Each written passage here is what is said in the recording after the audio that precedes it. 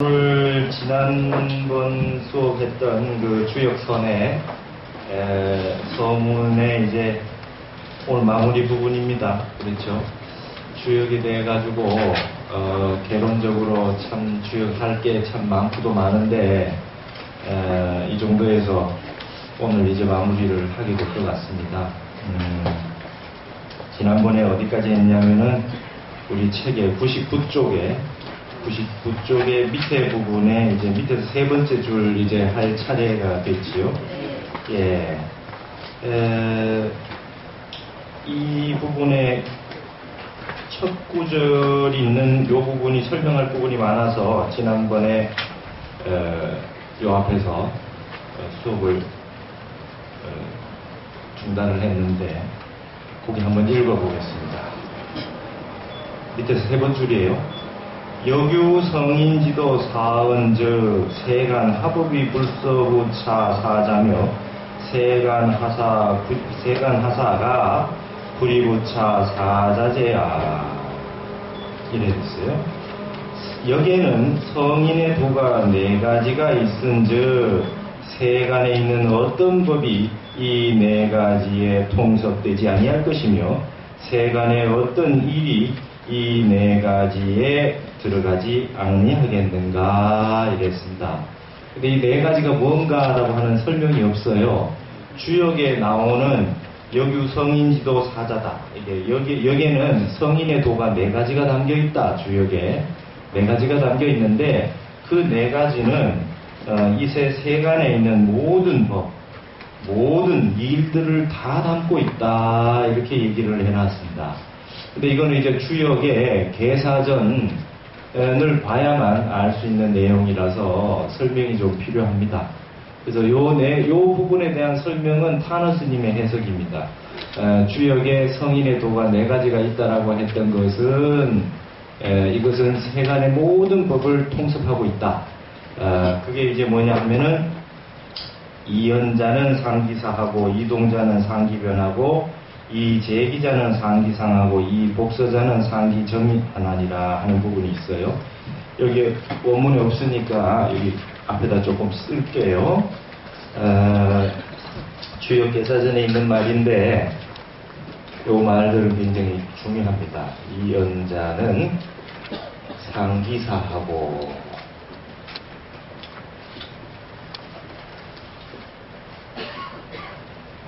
연자는 상기사하고 이 동자는 상기변하고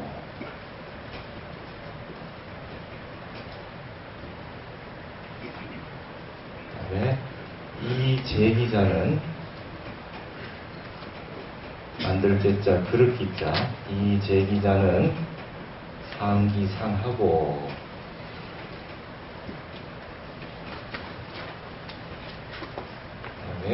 이 복서자는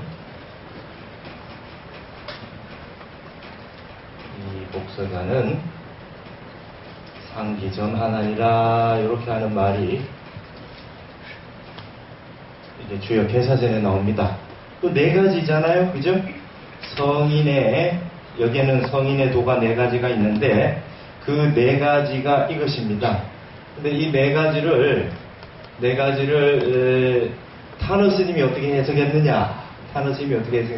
세상의 모든 것은 이 네 가지에 다 수렴된다. 이렇게 지금 설명하고 계신 거예요. 타너 스님은. 이 언자, 말로써 하는 것은 사를 숭상하고, 이게 말씀 사자잖아요.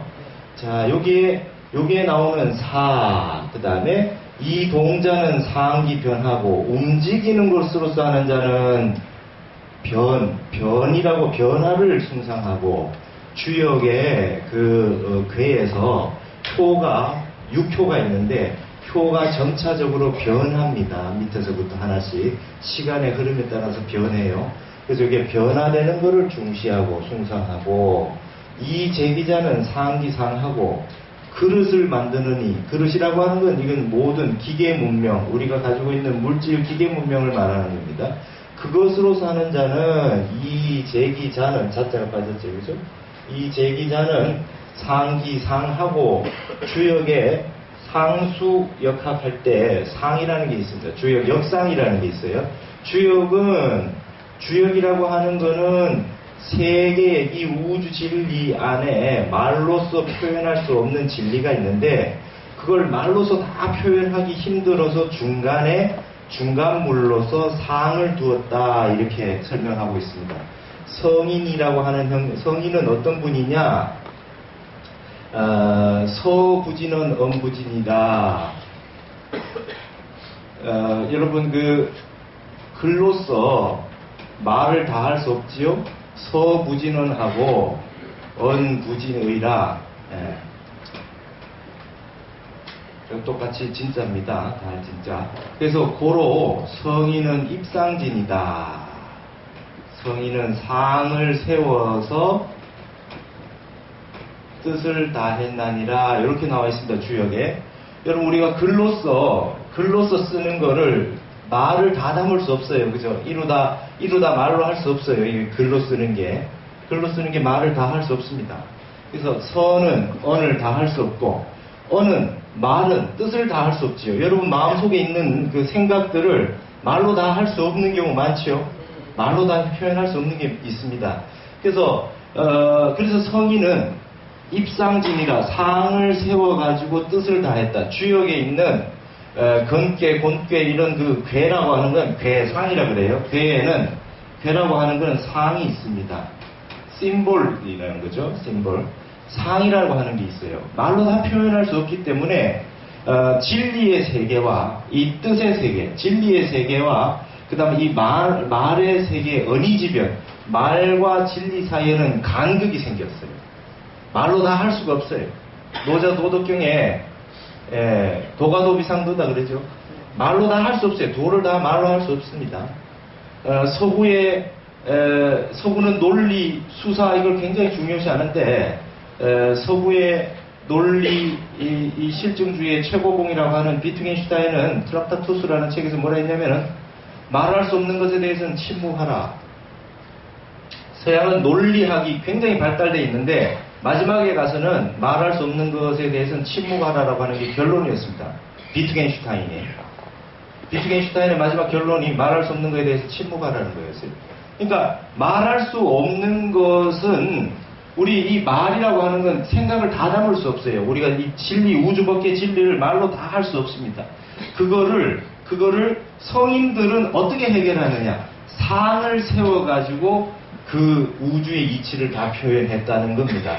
주역에 64개가 있는 그 역의 상이라고 하는 것은 말로 다 할 수 있는 것이 아니기 때문에 진리가 상을 세워서 그 진리를 표현했다. 그래서 세 번째 나온 이 제기자는 상기상하고 자, 이 어떻게 주역 개서전에 뭐라고 나오냐면 주역에 있는 괴상을 보고서 주역 괴상을 보고서 그 생긴 모양을 보고서 이제 우리가 살고 있는 이 세상의 만물들을 만들어내겠다는 거예요. 그걸 본떠가지고 말이죠. 그걸 본떠가지고 그런 형태를 예를 들어서 이제 뭐 우리가 물이다 그러면 물숫자 이렇게 쓰지만 이런 식으로 쓰고 있는 이 형태, 물이 흘러가는 이런 모양, 그죠? 모양 이런 거를 주역상을 통해 가지고 뭔가 물건 만들어내는데 썼다는 겁니다. 여러분 물이라고 하는 건 중간에 음인데 그 움직이지 않는 그 정적인 거잖아요. 음이라고 하는 것은. 그러나 물이라고 하는 것이 흘러가려고 하면 중간에 이 양기가 없으면은 지속해서 흘러갈 수가 없잖아요. 그렇죠? 불이라고 하는 거는 이렇게 그죠? 양인 거, 밖 드러나는 건 양인 것 같지만 안에는 음이단 말이에요. 여러분 불꽃 보면은 불꽃의 끝이 뜨겁지 그 불꽃의 안은 시원합니다. 안은 뜨겁지 않아요. 그래서 이 촛불 끌 때 심지 잡으면은 안 뜨겁습니다. 바깥이 뜨겁지. 그래서 뜨거운 것 속에는 이 차가운 것이 있다라는 겁니다. 이런 게 이제 역상을 통해 가지고 이용해서 만물을 만들어내고 물건 만들어내는 거 그게 제기자입니다. 그 다음에 마지막 이 복서자는 상기점하나리라. 복서라고 하는 건 이게 점치는 거지요. 점치는 거예요. 점치는 거. 이게 점치는 게 전복자인데, 전복자가 이렇게도 쓰기도 하고, 이렇게도 쓰기도 하고, 뭐 이런 거 다 괜찮아. 이게 다 전복자입니다.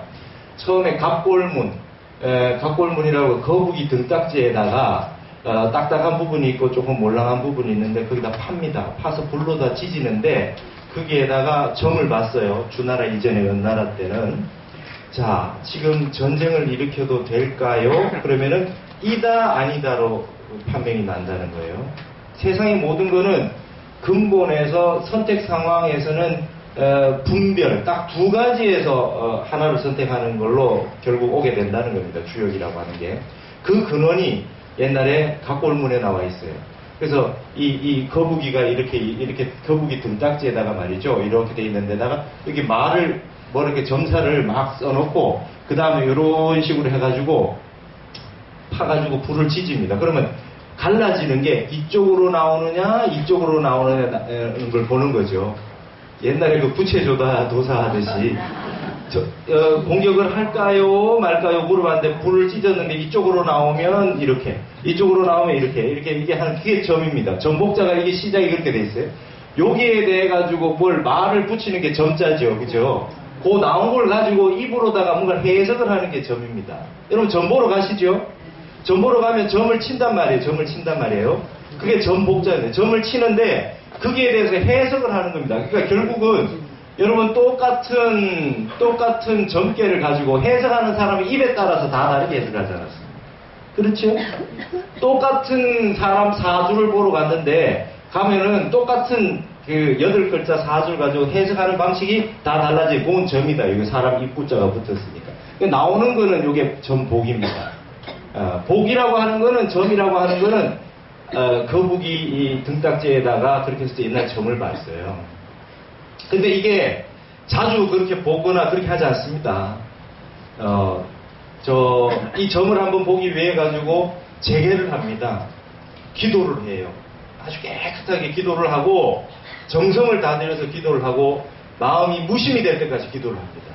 기도를 해가지고 한번 점을 딱 보는 겁니다. 그래서 그 점괘가 나오는 거에 대해 가지고 자기가 원하는 점괘가 나오지 않았다고 다시 보거나 이렇게 하지 않습니다. 딱 그걸 이 하늘에서 주는 그 명으로 알고 그게 따릅니다. 그게 따릅니다. 이 서라고 하는 건 시초입니다. 시초. 여러분 산통에다가 이렇게 뽑는 거 있죠? 그게 이게 서입니다. 그렇게 해서 이걸 뽑습니다. 이거를 활용한 게 점찰법회라고 하는 게 있었어요. 옛날에 진표율사에 우리 불교에서도 점찰이라고 했어요. 점을 쳐가지고 참회 기도를 하는데요. 산통에다 넣고 말이죠. 점을 뽑아요. 뽑으면은 예를 들면 뭐 살생중재 이런 식으로 이게 죄목이 나와요. 그러면 이 생에 내가 하지 않았더라도 그 점괘가 나온 건 전생에 언젠가 내가 지었던 죄업인가 보다 해서 그걸 참회를 하는 겁니다. 그게 점찰법회였어요. 네. 그게 이제 그런 식으로 하는 형태가 다 있습니다. 그 다음에 우리가 지금 요즘도 하죠. 우리 금강경 강성대회 할 때도 몇 분을 쓸까? 저 뽑잖아요. 그죠? 그게 산통에서 뽑잖아요. 이게 이 아주 인류의 초기에서부터 지금까지도 유지되고 있는 중요한 방식입니다. 가위바위보 하는 것도 똑같고 순서 정하거나 뭐 할 때 공정성이라고 하는 것이라고 하는 걸 전부 지금 이런 우연적인 점인 것 같지만 그게 우연이 아니라는 거예요. 그게 왜 그게 뽑혀 나왔느냐는 겁니다. 그 속에 필연을 발견한다는 거예요. 그러니까 이게 가만히 놓고 보면 우리 한번 여러분 연구하실 분 한번 잘 연구해 보십시오. 불교의 연기법이라고 하는 게 인연법이라고 하는 거하고 이거하고 같이 한번 생각을 해 보십시오. 우연하게 만나졌다? 절대 그런 일은 없다. 우리가 그 인연법의 그 과정들을 다 모르니 우연이라 하는 것이지 지금 이렇게 만난 거는 쉽게 만나진 게 아니라는 거예요. 그 속에서. 그래서 이 인연법으로 된 것들이 이제 이 점을 칠 때 내가 지금 어떻게 해야 될지 잘 모르겠단 말이죠. 그럴 때 이게 점을 치는 건데 이 복서로서 하는 거는 상기점하고 이 점을 숭상한다. 이게 복서에 대한 설명입니다. 그걸 설명입니다. 그러면 주역에는 어떻게 되냐면 사와 변과 상과 점 이 네 가지가 들어있다는 거예요.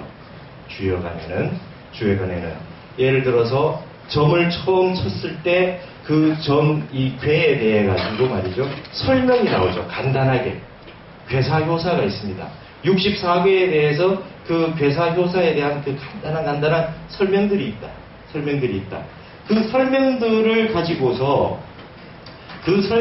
가지고서 활용하는 방식이 이 점을 가지고 활용하는 분들은 이 점치는 행위를 하는 때 선택 상황이 있을 때 이 점사를 가지고 활용을 하게 되는 것입니다. 예를 들어서 주역 건괴가 있다.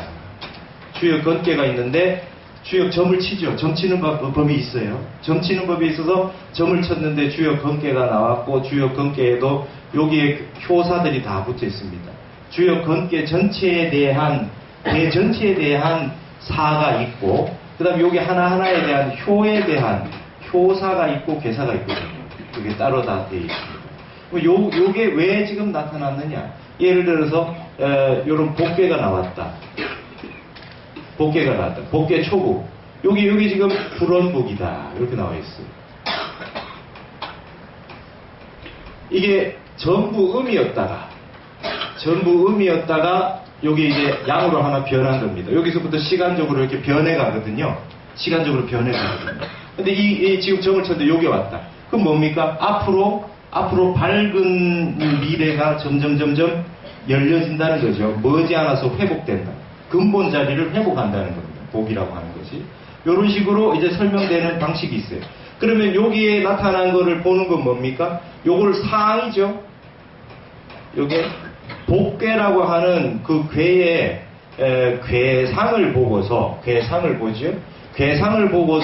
그 다음 요거에 관해 가지고 이 점친 거에 대해서 점사가 있지 않습니까? 이 괴사 효사 점사를 가지고 보는 겁니다. 그리고 요걸 가지고 언어로 숭상하는 요 사를 요 말을 굉장히 숭상한다는 거예요. 여기에 성인들이 이렇게 만들어 놓으셔서 불원복이다 요런 말을 굉장히 중시하는 겁니다. 요 말을 숭상하는 거예요. 그래가지고 이 동작 상기변이나 그 다음 움직이는 것 자꾸 변화되는 요 움직이는 것들은 요 상기변 여기서 여기로 움직일 때 어떻게 되고 여기에서 음이 하나로 변해지는 게 어떻게 되느냐 요 변화들을 하나하나씩 본다는 겁니다. 그래서 위에 이 나타난 거 언, 말씀, 동, 움직임, 제기 이렇게 뭐 만들어내는 거 독서 그 다음에 앞으로 시간이 지나감에 따라 가지고 어떻게 바뀌는 거에 대해서 운명이라든지 이런 걸 어떻게 볼 거냐에 대한 내용들이 주역 속에 이 네 가지가 다 갖추어져 있다. 타너 스님은 이렇게 설명을 합니다. 이걸 성인이 말이죠. 인간이 살아가는 데 있어 가지고 진리가 이 세상에 만물로 벌어져 있는데 무분별하게 아무 이치도 없고 법칙도 없이 벌어진 게 아니다는 거예요. 그렇기 때문에 그걸 갖다가 파악할 수 있게 해주는 걸 네 가지로 해놨다. 그래서 타너 스님 같은 경우는 이 우주 법계 전체를 네 가지 단과대학으로 나눠놓은 거다. 이렇게 설명하고 있습니다. 그럼 첫 번째 이연자 상기사 같은 경우 문과대학이다. 이제 문과대학에 해당한다는 거예요. 인간의 언어, 문명, 인문학이라는 거예요. 역사, 그 다음에 문학, 모든 사회학, 심리학 전체적으로 다 말로 표현할 수 없는 세계임에도 불구하고 그것을 뭔가 언어로 풀어냈다. 그건 그 상만 있는 것이 아니라 그 상에 대해서 괴사 효사가 있고 시빅이라고 하는 말을 성인이 붙여놨거든요. 그래서 이런 언어라고 하는 건 굉장히 소중한 언어라는 거예요. 진리를 꿰뚫고 있는 말이다. 말이면 다 같은 말이냐. 아주 이 서현들의 말씀은 아주 중요한 의미를 가지고 있다. 해석을 하는 데 있어서. 그래서 이연자는 상기사. 말씀으로다가 뭔가 해보려고 하는 사람은 이 주역에 나온 이 괴사 효사의 이 말씀을 숭상한다. 이건 문과계통이라는 거예요. 문과계통. 그 다음에 이동자 상기변이라고 하는 거. 뭔가 자꾸 변화되는, 움직이는 세상이 1월 성신이 변하고 날짜가 변하고 자꾸 변하잖아요. 우리 사람도 마음도 변하고 몸도 변하고 계속해서 바뀌어 나가고 있대요. 변하거든요. 이 변하는 거에 대해 가지고 관심이 있는 사람들은 상기변이라 이 변화를 숭상한다. 여기 지금 효가 이렇게 여기 시간에 따라서 바뀌는 거에 대해서 숭상한다는 겁니다. 이 모든 그 괴 중에 좋은 게 나쁜 게 결정적인 게 없다. 불교에서 말하는 공과 같습니다. 부자성이다 이게. 그 괴가 제일 나쁜 괴 같지만 그 괴가 제일 나쁘지 않다 이게.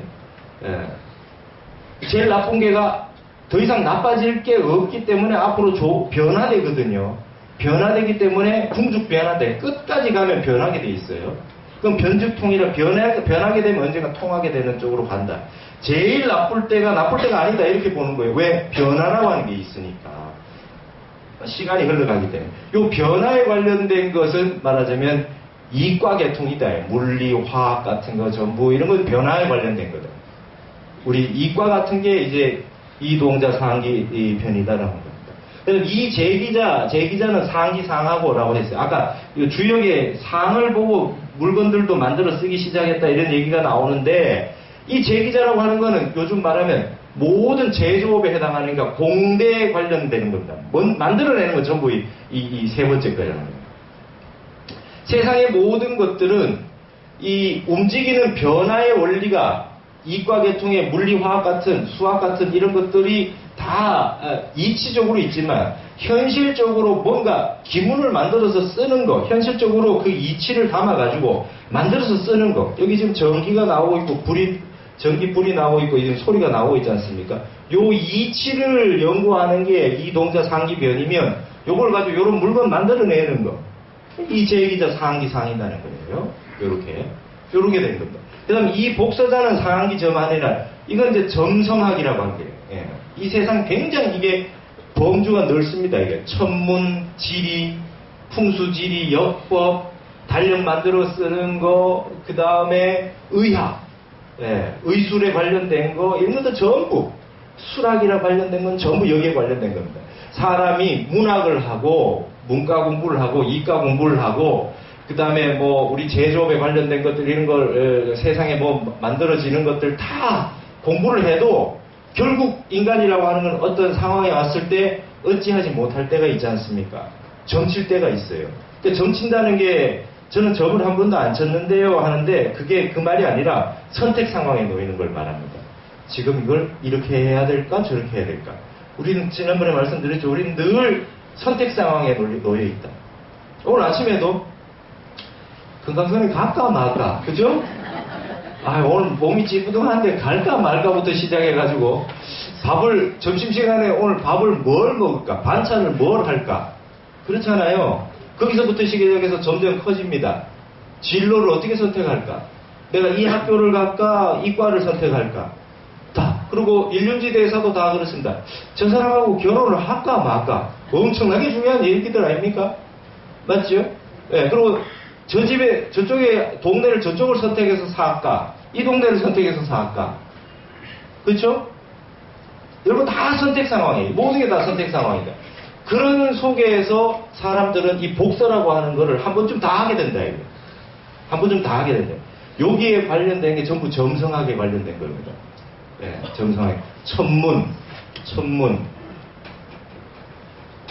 이게 때와 관련된 겁니다. 천문역법, 그 다음 지리, 풍수지리 같은 거. 여러분 풍수지리 그러면 뭐 저기라 그러지만 여러분 여기 아침에 이게 강의 들어 오셔가지고도 어느 자리가 좋다 하는 게 있잖아요. 그렇잖아요. 맞죠? 어디 앉을까 말이요. 식당에 갔는데 식당에 들어가서 입구부터 찹니까? 아니죠. 저 구석진데 좋은 자리가 있지 않습니까? 바깥에 이 창문 너머 경치가 보이는데 그렇게 가서 찾게 되지 않습니까? 이건 인간이 선택하는 기본적 선택 상황에 들어간다. 그렇지 않습니까? 그럼 여기 지금 점심 드실 때 점심 받아와가지고 저 문 앞에서 드시나? 처음부터? 아니지. 구석에 좋은 자리가 있어요. 그죠? 그 자리 잡아주는 분이 있고 맞죠? 열로 온다 하잖아요. 이거 다 전부 지리학이지. 그렇잖아요. 그러니까 풍수지리가 말이죠. 뭐 딴 게 아니라 옛 말에 그런 뜻이 있어요. 머슴이 어디가 명당이냐? 그랬더니 머슴이 소맥이다가 차 안 먹는 데가 명당이랍니다. 차 안 먹는 데가. 여러분 중간에 쉴 때 뭐 이렇게 물 한 잔 마시고 간식 먹는데 바람이 세게 불어오는 데서 먹습니까? 막 추운데 막 그런 데서 먹습니까? 적당한 그늘이 있고 적당한 빛이 비치면서 경치도 좀 볼만한데 자 저리 가가지고 자리 딱 잡아가지고 먹자 이렇게 되는 거죠. 그러니까 모든 게 노는 이인평이 시작이 그렇잖아요. 예. 사람이 좋은 장소를 택해서 선택한다라고 하는 거는 이건 그 인의 근본이라 그랬어요. 이게 자리 잡는 게 아주 중요하다. 어느 자리를 잡을 것이냐. 그게 이제 전부 다 관련된 거 이겁니다. 그럼 내가 저걸 해야 되는데 언제 할 겁니까? 이건 이제 때와 관련된 겁니다. 때와 관련된 거. 언제? 지금 언제 해야 될 것인가? 이사를 가려는데 언제 이사를 갈 거냐? 지금 퇴직을 할까 말까? 지금 사업을 시작할까 말까? 지금 할까? 내일 할까? 내년에 할까? 인간은 끊임없이 이런 선택 상황에 가둬놓인다는 겁니다. 제가 출가하기 전에 주역을 공부를 했는데요. 이건 그냥 전공이기 때문에 했습니다. 제가 중국학을 전공하고 있고, 제가 전공하고 있는 책이 문심조리용이라는 책이 주역을 모르면 할 수가 없고, 그래서 주역을 열심히 공부를 했습니다. 그러나 저는 이 상수역학, 이 상과 수라고 하는 거, 이 상수, 수리를 써서 뭐 이렇게 막 내고 상세하게 푸는 역학이 아니라 의리역학을 주로 했죠. 의리역학. 전체적인 이치. 그러니까 육아의 성리학자들은 상수역학을 잘 하지 않고 의리역학을 많이 했다고 얘기를 합니다만은 주요 계사전 같은 이치적인 것만 공부를 했어요. 저도 그와 같이 공부를 했는데, 제가 이제 출가를 하고 이렇게 생활을 하다 보니까 어느 날이 되니까 말이죠. 도무지 납득할 수 없는 일이 있어요. 제가 살아가는 데 있어 납득할 수 없는, 왜 나한테 이런 일이 닥칠까? 도무지 납득할 수 없는 일들이 생깁니다. 그래가지고 예를 들어서 이런 겁니다. 제가 10대 동안 10년을 열심히 공부를 했는데 19살 때 아팠어요. 19에 3월달에 모의고사 칠 때 아파가지고 그때부터 죽만 먹고 학교를 다니기 시작해가지고 10년 공부가 내가 생각했던 게 다 날아가요. 10년이 19대 돌아가면 다 아구리요. 그리고 20대 10년을 그래서 동양학을 열심히 공부를 했어요. 열심히 공부를 했는데 29 딱 됐는데 우리 이 선치께서 딱 돌아가시기 난 다음부터 이거 뭐 논문 준비 다 해놓고 이제 한 2달만 논문 쓰면은 대학원 석사를 마칠 텐데 그 다음부터 글을 쓸 수 없는 상황이 발생을 해요. 그러다가 산에 다니고 뭐 이러다가 이제 출가를 했어요. 10년 동안 바깥에서 공부했던 거 다 이제 상관이 없게 됐어요. 30대에 들어가 이제 출가를 해가지고 행자 1년 반 하고 다시 동국대학교 1학년부터 다시 들어가가지고 4년을 다니고 공부를 쭉 해가지고 39이 된다면 공부를 아주 생식을 2년을 하고 이렇게 아주 그야말로 수행을 잘 했습니다. 근데 39이 됐는데 제가 다쳤어요. 서른에서 다쳐가지고 참선을 하지 못하는 상황인 거예요. 그리고 1년에 교통사고 4번 났습니다. 39대. 이게 뭔 일인가? 그래서 제가 39에 말이죠. 혼자서 말하자면 의리역학 말고 상수역학을 혼자 독학을 했습니다. 소위 말하는 사주 명리학이라고 하는 것부터 시작해가지고 혼자 한번 다 봤어요. 공부를 다 해봤어요. 도대체 이게 복서라고 하는 게 뭔가 있는가 보다. 뭔가 사람의 명문이라고 하는 게 뭔가 있는가 보다 해서 혼자 공부를 열심히 했어요. 보통 사람들이 이제 제가 이제 그때 힘입었던 건 타너 선생님도 그 명리학을 잘 하셨답니다. 사주팔자를 잘 보셨대요. 저도 한번 보리라, 내 거라도 보리라 이래가지고 보기 시작해서 이렇게 봤더니 이 명리학 쪽으로는 왜 그런 일이 있었는지는 이제 제가 다 알게 됐어요. 이게 그냥 있는 건 아니구나. 그래서 이제 그런 걸 49에는 그런 일이 없다라는 것도 알았습니다. 그 정도는 됐지. 그렇잖아요. 그래가지고 그때 제가 이제 39, 40 그 무렵에 마음이 급했어요. 이제 공부가 잘 되고 있었으니까 빨리 이제 공부를 하고 다시 가야지 생각밖에 없었는데 마음을 쉬었습니다. 지금은 안 좋을 때구나. 안 좋을 때구나. 지금은 명철 보신해야 돼. 지금 몸 하나 단수하는 것만 가지고도 감사해야 되겠다. 지금 나쁜 운에서는 이렇게 하면 안 되겠구나. 그래가지고 제가 그 다음에 시작한 게 이제 돈호법이라고 하는 참선 수행하는 거는 매일 그냥 하고 지금부터는 다시 경전을 따박따박 하나씩 다시 보겠다. 그래서 화계사의 법화경 강의부터 시작해서 제가 경전을 하나하나 보면서 다시 대학원도 들어가고 마음을 쉬었습니다. 급한 마음을 쉬고 다시금 경전을 하나하나 이렇게 보는 마음을 가졌어요. 그러니까 그때에 말하자면 좀 이제 그 마음을 내고 나니 급한 마음도 쉬어지고 불원천 불의인하라. 그쵸? 논에 나오죠. 하늘 원망하지 말고 다른 사람 탓하지 말라는 거잖아요. 내가 뭔가 왜 아까 복서라 그랬잖아요. 왜 갑자기 그게 그런 점괘가 나오느냐? 그건 설명할 길이 없어요. 내가 왜 그때 그런 시절을 겪어야 되는가 설명할 수 없지만 전부 다 인과법으로 업으로 생각하고 그럼 이럴 때는 이래야지. 여름에 긴팔이 옷 입고 이 소옷 입고 그렇게 다닐 수 없듯이 이런 때라고 하는 게 그때는 지켜야 되겠다. 그게 맞게 살아야 되겠다. 그래서 마음을 쉬고 그렇게 공부를 했던 적이 있었습니다. 그래서 마지막에 제가 말하자면 이 복서자 상기점이라고 하는 거는 출가를 나중에 하고 나중에 이제 이걸 한번 봤습니다. 그래서 주역을 그렇게 상수학적인 측면으로 나중에 그렇게 한번 보게 됐다는 겁니다. 그러나 이게 지금 타너스님이 얘기하듯이 주역에는 성인이 이 네 가지를 가지고 베풀어 놓으셨다 이렇게 돼 있는데 이 네 가지 단과대학이 말하자면 문과, 이과, 이공계, 그 다음에 점성학, 의학 뭐 이런 것들을 다 가지고 주역에 다 담겨 있는데 이게 이 네 가지 단과대학이 모여 있는 종합대학과 같은 것이 주역인데 주역의 종지는 뭐냐? 종지를 곧장 알기 어렵기 때문에 이렇게 네 가지로 나눠서 해놨지. 사실은 주역의 종지는 무엇이냐? 타노스님이 했는 말이 있어요. 이게 주역 개사전에 있는 말인데 부역은 무사야무의하며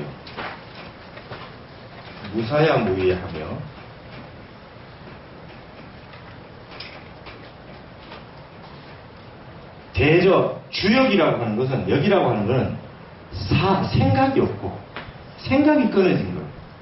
역의 본체는 역의 종지는 생각이 끊어진 거요. 무위야 함이 없다. 억지로 뭔가를 인위적으로 함이 없다.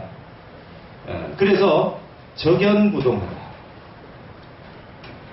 여기의 종지는 이런 것이라는 거예요.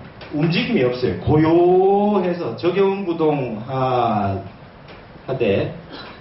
감이수통 한번 고요해서 움직임이 없지만 한번 감응하게 되면 감이수통 감응하면 천하의 모든 연고를 천하의 모든 연고를 다 통하게 되나니 여러분 고요할 때는 움직임이 없어요. 주역의 본체라고 하는 건. 이 우주 자체의 이치는 고요할 때는 아무것도 없어요. 생각도 없고 함도 없고 완전히 끊어져서 아무것도 없는데 한번 감응하면 천하의 모든 연고 까닭과 다 통하게 되어 있답니다. 그래서 이 경지는 성인이 아니고는 신묘한 경지가 아니고는 여기에 도달할 수가 없다는 거예요. 이게 주역의 종지입니다. 이게 주역의 종지예요. 주역의 종지입니다. 그런데 이거를 그럼 성인들은 어떻게 알았느냐? 성인지 소이 성인이 뭘 했느냐? 극심 우주의 이치를 극도로 깊이 연구해서 연기했다. 연기. 요게 기미기자입니다. 기미기자. 요게 성인은 보이지 않고 들리지 않고 나타나지 않는 우주의 이치를 극도로 심히 깊이 들어가서 기미를 연구했다 그랬습니다. 기라고 하는 건 주역 개사전에 기자는 동짐이라 그랬거든요. 기는 이 움직임이라고 하는 것에 아주 미미한 것이다 그랬습니다. 미미한 것이다. 기미라 그러잖아요. 그리고 성인은 견기이자 한다 그랬습니다. 기미를 보고서 움직이는 겁니다. 기미라고 하는 건 뭡니까? 기미라고 하는 건 아직 드러나지 않은 겁니다. 어떤 일이 벌어지지 않았어요. 아직까지. 벌어지지 않았는데 조짐입니다. 조짐이 있어요. 그 조짐을 보고서 압니다. 이런 것들을 전부 성인이 아주 연구를 해가지고 이 역이라고 하는 걸 만들어 놨습니다. 그러나 그 본체는 무사야 무위하다. 생각도 없고 함도 없는 거다. 주역의 종지는 이거는 이 전체를 알지 못하니 이걸로 성인이 네 가지로 단과대학 네 가지 나누듯이 나눠가지고 세상 사람들에게 베풀어 놔서 어느 하나라도 터득이 되면 세상 이치가 좀 보인다는 거죠. 자기 분야로 보인다는 거지만 궁극적인 이치는 이거라는 겁니다. 그러면 근원적인 이치는 뭐야? 적용부동이래요.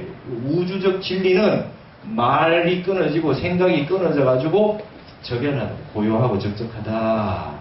이거를 제가 그때 표 보여드렸지 않습니까? 제 논문에서. 이거를 우리 불교에서는 뭐라 해요? 이걸 진여문이라 그러는 거예요. 진여문.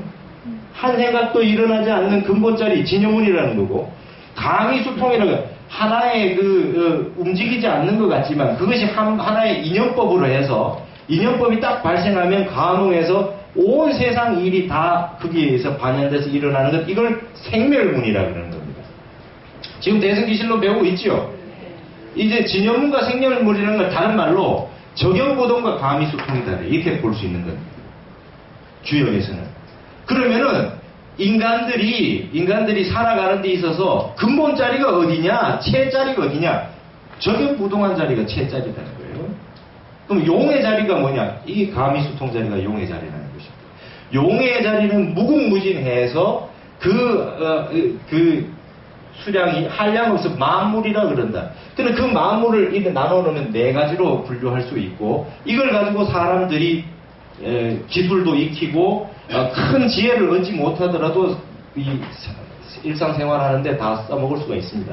이렇게 연구를 하다 보면은. 그래서 성인이 이렇게 베풀어 놓은 겁니다. 베풀어 놓은 거라는 거예요.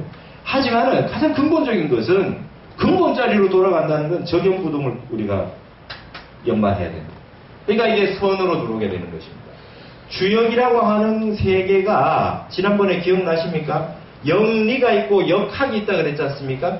영리라고 하는 거는 태극에서부터 우주가 만물이 펼쳐지는 이치가 태극에서 음양, 사상, 8개, 64개 이런 식으로 해서 만물이 펼쳐져 나오는 과정이 영리라 그랬고, 감의수통입니다. 온 세상에 만물이 펼쳐지는 과정이 감의수통의 과정이라 그랬으면, 역학이라고 그런 거는 역학을 공부한다 그러면은 점치고 이렇게 점괘 뽑고 하는 게 역학을 공부하는 게 아니라, 역학을 한다는 거는 우주 만유에 펼쳐지는 모든 것들을 근본자리로 수렴해서 들어가서 만물이 다시 64개, 8개, 사상, 음양, 태극으로 해서 무구까지 적연부동해지는 이 무구까지로 돌이킬 수 있는 게 역학이라는 거예요. 역학의 종지는 뭐냐? 무위야 무사야. 생각이 끊어지고 마음이 끊어진 자리로 되돌아가는 게 역학이다. 이렇게 얘기해요. 타라스는 그렇게 얘기하고 있는 겁니다. 아주 이거는 주역을 공부하고 있는 육아의 많은 역학자, 공부하는 분들에게 큰 메시지가 된다는 것이지요. 역학을 공부한다 그러면 주역 가지고 아까 말했던 방술, 술에 관련된 것들을 공부하는 걸 역학을 한다고 하지만, 역학의 핵은 역의 종지는 요거다. 주역 전체 종지가 이거라고 그랬습니다. 무위무사, 생각이 끊어지고 함이 끊어진 세계. 불사선 불사악의 세계다. 선도 없고 악도 없는 끊어진 세계다. 마음이 한 생각도 일어나지 않는데 근본 자리를 한마디로 일러라면 아무도 말을 하지 못한다. 그거는 저나 여러분만 못할 뿐만 아니라 부처나 달마가 오고 역대조사가 다 와도 거기에 대해서는 말을 갖다 붙일 수가 없다. 여기에 우주의 진리에 대해 가지고 근본 종지에 대해서는 여기에 대해서는 말로 할 수가 없다. 이게 역학이다. 역학이라고 하는 건 그러한 것이다. 수렴해가지고 나오는. 그러면 역학의 종지는 뭐냐?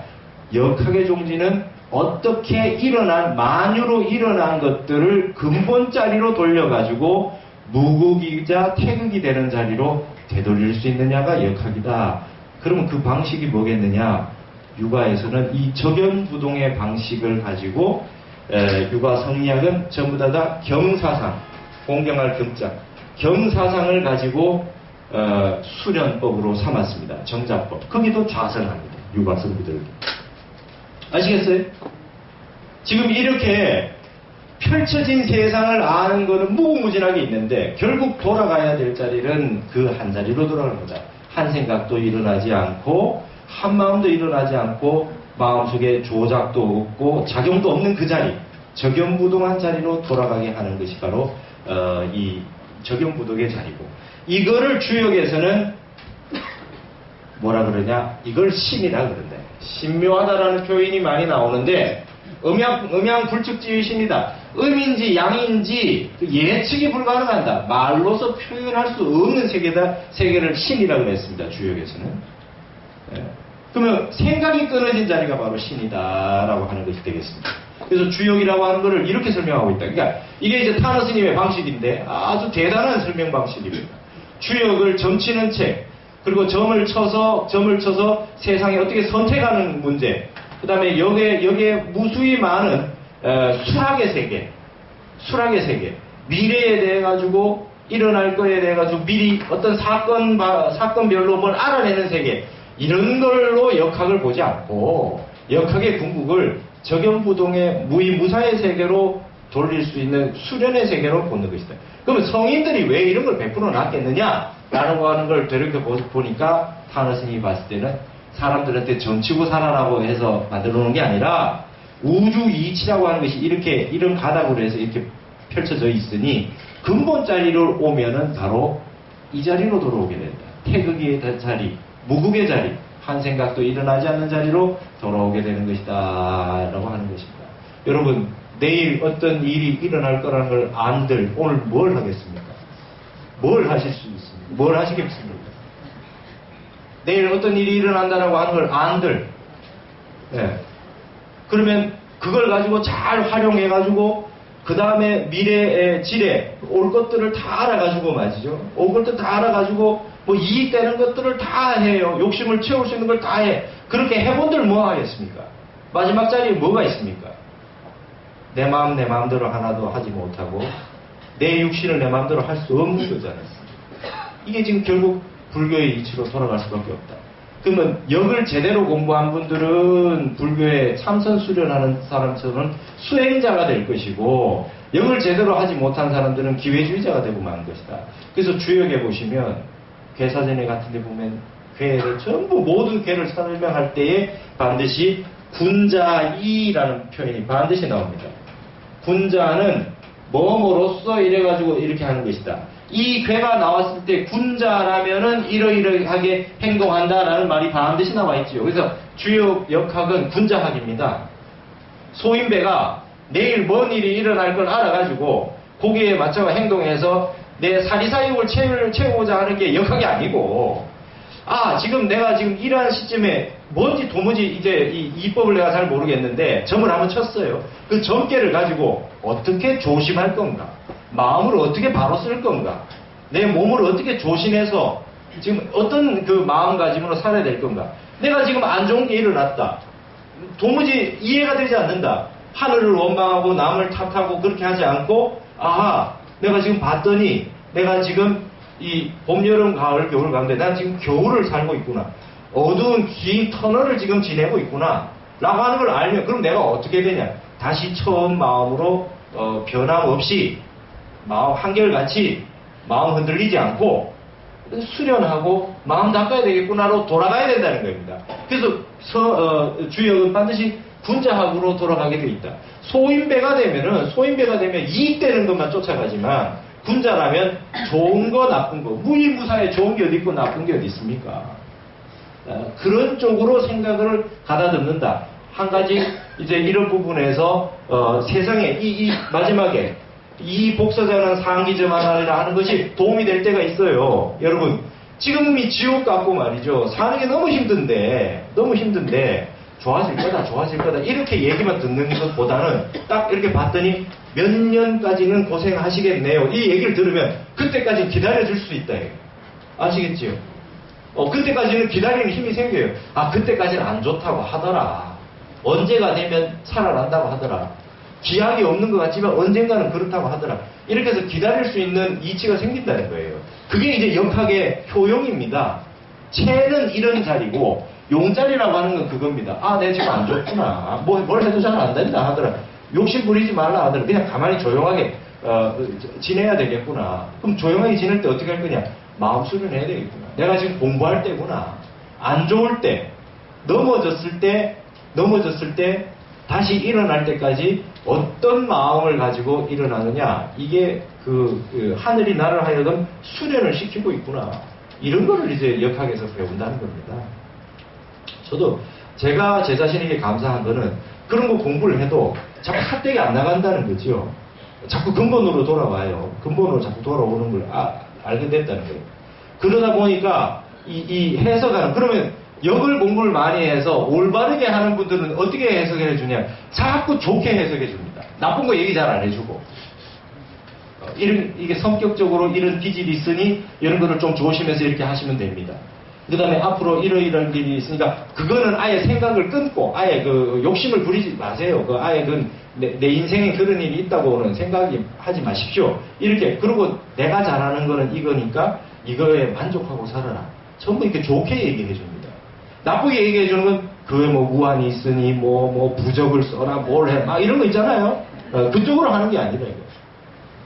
마음이 바르게 맑게 되어야 내 주변의 환경들이 좋아져서 그럴 일이 없어진다는 거예요. 그러니까 그런 것 자체를 아예 끊는 겁니다. 역학이라고. 역학이 궁극적으로 역을 공부를 잘하는 분은 아무 일이 없어지는 쪽으로 간다. 번잡해지지 않는 쪽으로 가는 게 역학의 핵심입니다. 마음 수련하는 걸로. 마음 많이 일어나지 않는 걸로 돌아가는 게 역학이다. 그래서 성인에게는 도가 네 가지, 여기에 네 가지 도가 있는데 이 네 가지 베풀어 놓은 게 이런 거다라고 하는 부분을 이렇게 설명하기 위해서 했습니다. 타노 스님은 이걸 굉장히 간단하게 얘기했죠. 그죠? 여기에 성인의 도가 네 가지가 있는데 이 네 가지 안에 우주의 이치가 들어있지 아니함이 없다. 그래서 네 가지 단과대학이 합쳐져 있는 종합대학과 같다라고 하는 걸 설명하기 위해서 제가 이걸 했습니다.